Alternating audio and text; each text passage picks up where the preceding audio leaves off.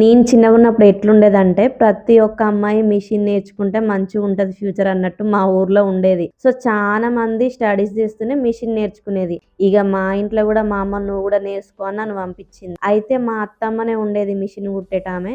ఇక సాయంత్రము సండేలో పోయి అక్కడనే కూర్చునేది. మిషన్ కుట్టుడు నేర్చుకున్నా అటు ఇటు చేసి.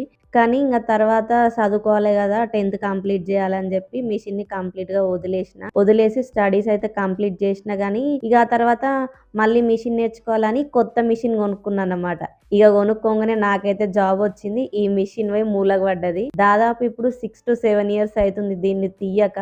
ఇట్లనే ఉంటే పాడైతుంది అని చెప్పి మా ఇంటికి తెచ్చుకున్నా రీసెంట్ గానే. ఇంకా మా అమ్మోళ్ళ ఇంట్లో ఉంటే ఊకే అమ్మేస్తా అంటుంది. ఇంకా అక్కడ ఉంటే నిజంగానే అమ్ముతుంది అని చెప్పి నేను తెచ్చుకున్నా.